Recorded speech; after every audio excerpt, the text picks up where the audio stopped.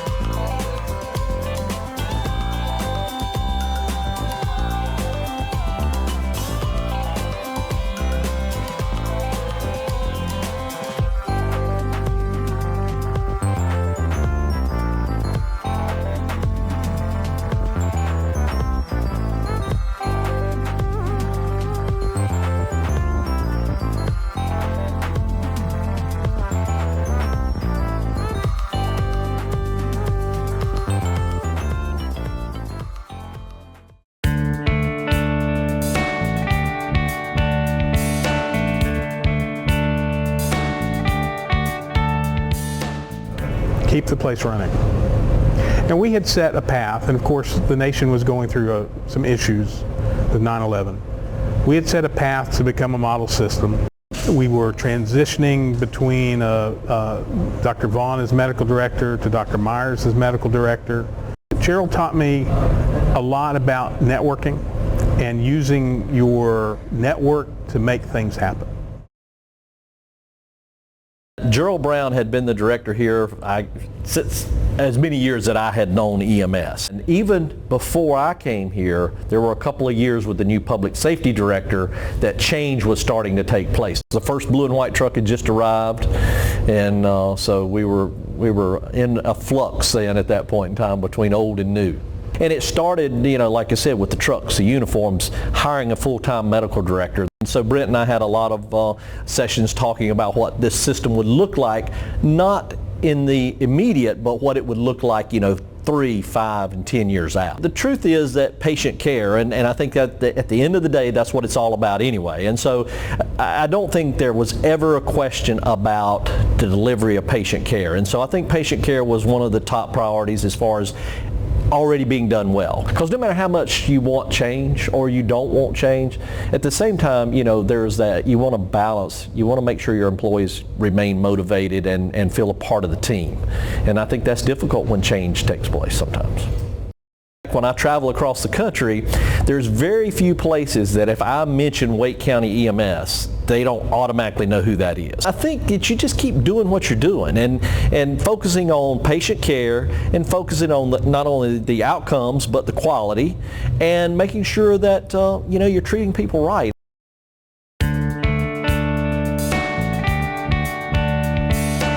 Wake County EMS was a very interesting organization. I never had to worry about the clinical performance of the organization.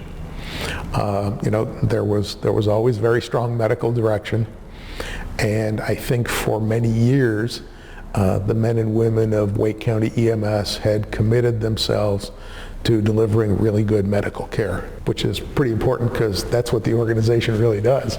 I was also astounded to find the quality of leadership team that was present at the time. The folks who were in EMS leadership were, more than any organization I've visited, there was a group of experienced, educated, dedicated, professional EMS officers.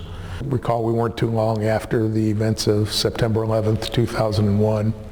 So we were able to spend some time on developing our capabilities in the incident command system. We took delivery of a mass casualty truck that had been ordered shortly before my arrival, and we were able to figure out how to deploy that.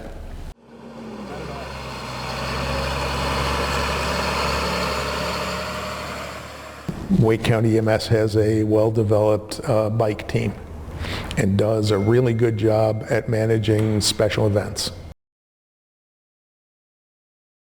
The first foot in that water was sort of already bubbling when I got there, was the tactical EMS program.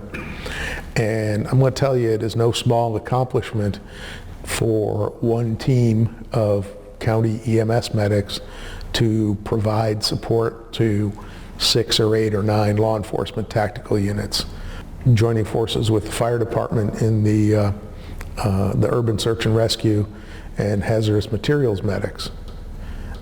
When I arrived, we were in our first generation of electronic patient care reports, and we were using map books to navigate. I remember how excited we were when we could get locution to give the page in the map book on the dispatch, so people didn't have to thumb to the index and then back to the map page.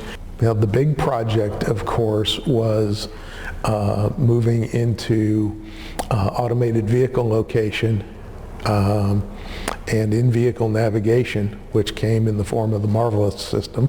When there's an emergency, seconds can mean the difference between life and death. First responders need all the help they can get to the scene as quickly as possible. We hope it'll shorten our response time and always make sure that the closest ambulance is dispatched to the emergency. The place where you can really see the difference is down here at the Raleigh-Wake 911 Center. They say GPS is the only way to get a true feel for where every unit is located. When every second counts, a little technology can make a big difference. Mark Roberts, WRAL News, Raleigh. So we had this concept of a district paramedic who would be in a non-transporting vehicle who could cover 5 or 6 ambulance districts and respond only to the critical calls. And the idea of paramedics doing other things, particularly things that might reduce unnecessary EMS calls, and we could fill in some of the time of these district paramedics with some preventative, some community care, some things that took more time than an ambulance might be able to give to a particular patient, and it just evolved from there.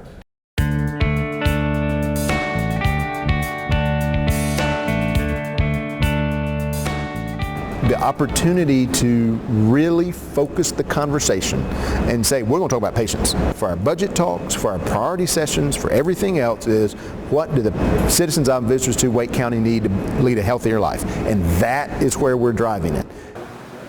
So even if you get all the way down to crappy CPR, it still matters what you're doing right before the chart. Here's the reason that this paper is dangerous. We see everybody 6 times a year and we have a conversation about how to take care of people. We gave 5 grams a person to the citizens of Wake County. Having the standing order protocols at the level that they are, no physician in their right mind would write those if you can't have a conversation with people that are using them. I think our medics are as independent of practitioners are anywhere in the country in this space, and the reason for that is that we feel very confident in this dialogue. This field of medicine is probably, every field's evolving, but this one probably has the biggest dissonance between the focus of your education and the patients that you see. Not that the focus of the education is wrong, because in that case where there truly is an emergency, there is no backup. We've got to be ready to respond to those emergencies, because no matter how much preventive medicine you do, they're going to happen. Right? Heart attacks are going to happen, strokes are going to happen, motor vehicle crashes. Those things are going to happen. We've got to be able to respond to those. But that being said, that's 5 or 10% of what we do. This is an exciting time to be able to not only treat that emergency, but identify those that don't necessarily have that emergency and find them some other alternative care. But the notion is that we should be like the cable company. We're going to see you between 1 and 5 when you get home from the hospital, and that allows us to keep our capacity, respond to our emergencies. But let's be honest, we've got somewhere in that 4-hour window we can probably stop by and see Aunt Myrtle for 20 minutes and check on her. That gives value in the new healthcare world. You know, we should quit asking ourselves why somebody called 911 and ask ourselves why they call any other number. Because the healthcare system is so complicated to navigate, and here we've got very competent, wonderful people that will be at your side in a reasonable period of time to assess your healthcare problem. Unequivocally the people. If you look at this and say who's coming to this place, it's people from within North Carolina and from without. But they're coming here with a particular purpose in mind, and it's not because we pay better than everybody in the world. It's because they want job satisfaction writ large from a different way, and I think we offer that, and I think we will always offer that. Once it's kind of ingrained in the place, it doesn't go away.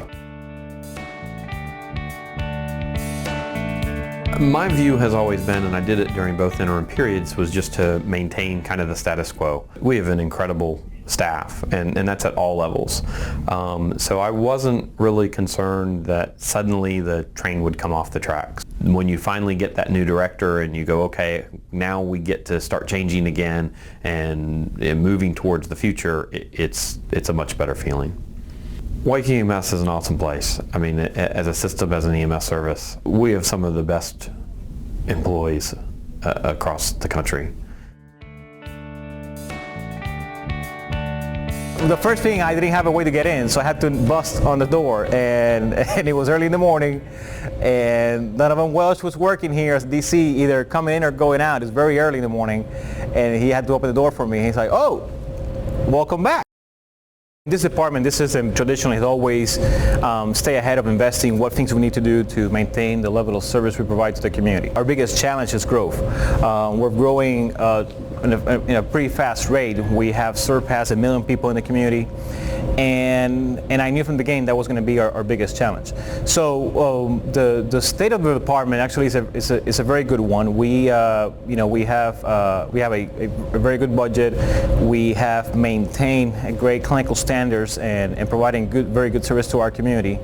But we do still have some challenges. The successful measure of a system is how we treat people, how we treat our patients. And one of the biggest qualities that we have as a system is that we have always valued that aspect, that human aspect of medicine, that we can do a lot of evidence-based practices. We have a lot of data that we share with the world on how we perform, but we have never lost sight that the most important part is that caring, compassionate aspect of our patients. And I want to make sure that as we grow the system, we never lose focus or lose sight of that overarching goal, which is to treat our patients with the highest dignity, compassion, and service.